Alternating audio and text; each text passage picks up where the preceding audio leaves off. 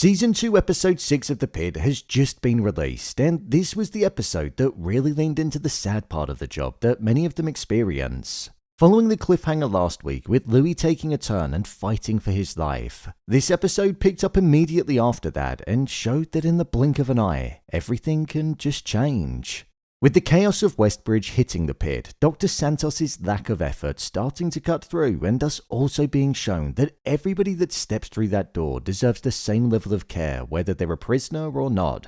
Let's dive into the emotional episode, discuss the ending, and I'll share if it was any good. Here is The Pitt Season 2 Episode 6 Ending Explained. Just to let you know, this video will contain spoilers. Louie's death. This was the saddest moment in the entirety of the season so far. I half expected Louie to die, but as the chaos of it was unfolding, his death became a reality. What Louie's death served as in the show was a way of highlighting the impact that patients can have on all of the doctors that they interact with. With Louie, his death impacted all of those around him, especially Robby, Langdon and Whittaker, as they were the ones that were closest with him. When they were trying to stop the bleeding and keep him alive, the look on Robby's face, which was filled with panic, showed the personal connection that he had with him and that he wanted to go above and beyond in order to save him, but he was unable to do so. With Dana and Emma cleaning the body and getting him put into a position where he'd be viewable by those that cared about him, this was where we heard about what happened to the bodies that didn't have anybody come and claim them. Those bodies would eventually be cremated, and the ashes would be scattered with the remaining unclaimed bodies of the people that died in the hospital. Emma said how she thought that it was really sad, and Dana responded and said, "That's life." This showed the harsh brutality of life and that not everybody has their happy ending. For Louie, I suppose we can take away comfort from the fact that he died around the people that he cared for, and he had people that cared for him over the years when nobody else did. Even though everybody cared about Louie, what we also saw in this episode was that despite having conversations with him, nobody truly knew anything about his personal life. It was when Langdon found the photo that Louie had with him where the idea of not truly knowing if he had a family came to the forefront. When everybody went in for a debrief around the body, that was when Robby said how one time when he was admitted, he opened up about the lady in the photograph and he said that her name was Rhonda and that she was his wife. However, sadly, 1 month before they were supposed to have a baby, she died in a car accident. Something that Louie never truly got over and could have even been the very reason as to why he ended up turning to the drink. What this also showed us was the bravery that Louie had, and that even after suffering one of the worst things that somebody could go through in losing a partner and a soon-to-be child, he still had that smile on his face when he was around everybody. When Robby said that, Emma held Louie's hand, which connected back to when Dana said how loved ones can hold it if they want to. When we saw her holding Louie's hand, that moment instantly made me well up. Louie was alone, but he never should have been. He should have had a wife and a child, but they were cruelly taken away. I actually think the death of Louie could be the very thing that brings Langdon and Dr. Robby closer together. I think it'll allow them to make amends, and Louie being in a critical condition was the very thing that brought them back together in the same room after communicating with one another, so maybe his death will bring something and won't be for nothing. Patients aren't just numbers. A part of this episode that I thought was really prominent was focused around Gus and how Dr. Robby wanted him out of the Pit because there were just more and more patients coming in from Westbridge and he needed the space. But with Dr. Al-Hashimi being concerned over the fact that he was underweight, seemed to be malnourished and wasn't in the best state, she felt like she had a duty of care to make sure that he was in a better condition than what he was before being sent back to prison. She compared Gus to the homeless person that was being kept in, and even though Gus had a place to go back to, she didn't feel like it was appropriate. In the previous episode, we saw how the prison guard was wielding his power around, and Al-Hashimi felt like the prison that Gus was in wasn't providing the correct amount of food for him to be in a healthy state, ultimately believing that if he went back there, he'd develop some kind of chronic illness. The idea of Gus just being a number because he was a prisoner and like he didn't deserve as much care was something that felt like it was cutting through. However, with us finding out that he was a local, a good guy, was from Pittsburgh and that he knew of Sonny's, it showed us and also Dana that he was an actual person, not just a number. So that's why Dana intervened and made it seem like he needed to be admitted. She went above and beyond for a patient, something that she said she wouldn't truly do anymore. And this also connected to what Langdon said when he mentioned how she was soft and gooey on the inside and that it was just a hard exterior that she presented.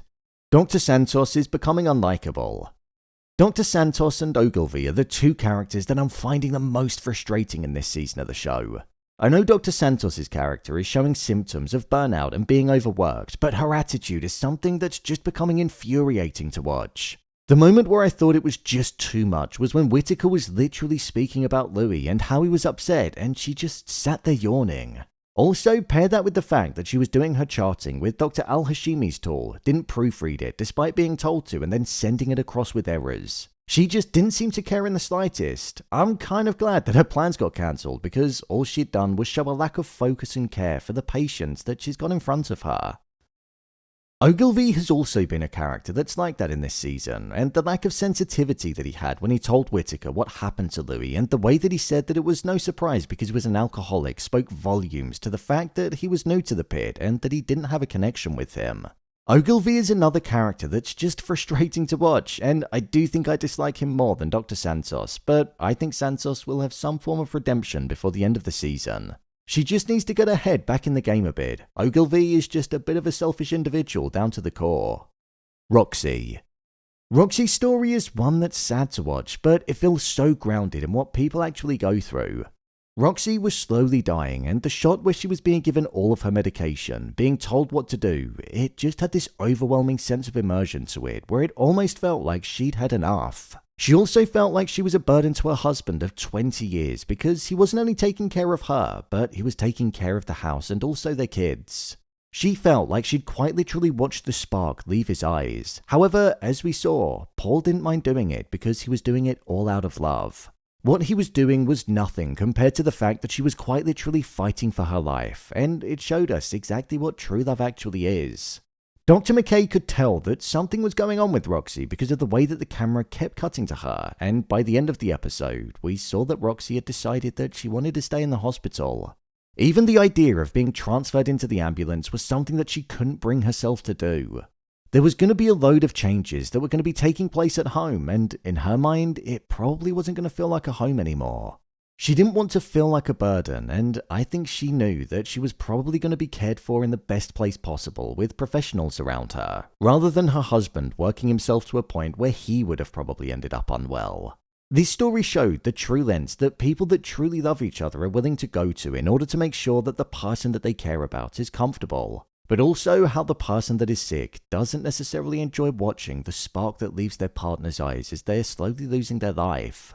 My review of the episode.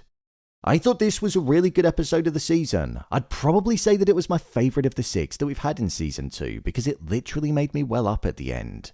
Seeing everybody's reaction to Louie's death was something that I just felt, and that ending when Dr. Robby gave his speech and when Emma grabbed Louie's hand. It just cemented how immersive this show is. I was mourning a character that I'd never truly met and wasn't even real. One thing that I loved about this episode was the different perspectives that we kept seeing. For example, with everything that went on with Louie, I remember seeing the homeless guy looking on from the other side of the room and also people walking past and just looking in. It was also contrasted with the silence of outside when it cut to Dana and Emma walking around, whereas in the room with Louie, it was carnage, chaos and panic. It just got across the reality of how inside every room, something different is happening. Death, care, and healing. You just don't know what's behind every door. Having another patient that had a motorcycle accident entering the ER was an interesting choice. This one wore a helmet, and what we saw this time was that the patient was in a much better condition than the one that died. So it showed the power of a helmet, but what I feel it did was it served as a little chink in Robby's mind on if he's actually going to go on that sabbatical motorcycle trip or not. We know that Robby cares a lot about the people in the Pit, and with Dr. Al-Hashimi coming in and potentially shaking things up, the friction has already been made apparent. I just wonder if by the end of the season, Robby's going to decide to stay or not. The camera movements in this show never fail to amaze me either. They're just so immersive, and the way that they move with the subjects and then will drift into another one that walks into frame, it allows us to feel like we're actually on the floor with them. The handheld nature of it gives it a sense of realism too. The final thing that I want to compliment this episode on is the song that they used over the credits. With Robby giving a speech around Louie's body, with everybody then leaving, the credits rolled and the lyrics, "You'll need somebody who'll cry for you," started playing. It just hit me really hard. Louie might have thought that he had nobody in life, but he made an impact on so many people in many different ways, and as we saw, he had Robby crying for him. The next episode marks the halfway mark in the season, and I can't believe we're only halfway through it. It feels like so much has happened. With the emotions of this episode most probably fading by the following hour, I think the blackout could well be on the horizon. So, there you have it, the Pitt Season 2 Episode 6 Ending Explained. If you want to see more videos on the Pitt Season 2, then check the playlist below, and don't forget to subscribe so you don't miss future videos. What did you think of this episode? Share your thoughts in the comments. As always, thanks for tuning into the video, and I'll see you in the next one.